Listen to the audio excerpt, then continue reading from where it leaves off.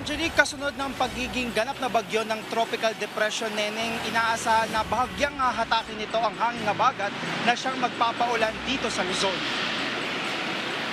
Huling namataan ng Tropical Depression Neneng sa layong 530 kilometers east-northeast ng Itbay at Batanes. Taglay nito ang lakas ng hangin aabot sa 55 kilometers per hour at pagbugso na aabot sa 70 kilometers per hour.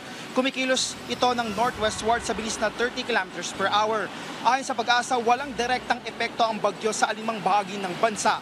Ang nararanasang pag-ulan nila ay dulot ng hanging habagat na siyang bagyang hinihila ng bagyo. Dahil tumaas na ang posisyon ng bagyo, ang konsentrasyon ng ulan ay sa kanlurang bahagi ng Central Luzon at Pangasinan.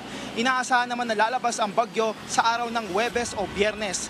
Base sa 24-hour rainfall forecast, inaasahan pa rin ang pabugso-bugsong ulan lalo na mamayang hapon hanggang bukas ng madaling araw.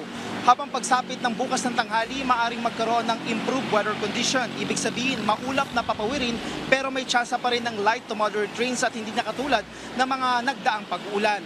Ayon kay Pag-asa weather specialist Benison Estareja, nakikita na mula sa Huwebes hanggang Sabado ay asahan na pa rin ang paminsan-minsang pag-ulan. Samantala, may binabantay ang bagyo ang Pag-asa sa labas ng Philippine Area of Responsibility na nasa layong 3,015 kilometers silangan ng northeastern Mindanao na may lakas na hangin na aabot sa 55 kilometers per hour. Inaasahan na kikilos ito west-northwest sa mga susunod na araw at lalakas pa ito.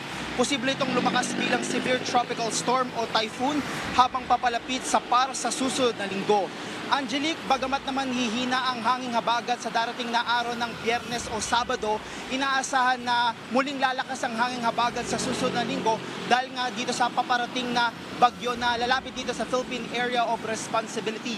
Dito naman sa bahagi ng Quezon City ay nakakaranas tayo ng makulimlim at pabugso-bugsong pag-ulan.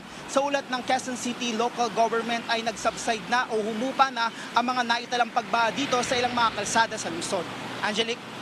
Okay, maraming salamat sa iyo, Rod Lagusad.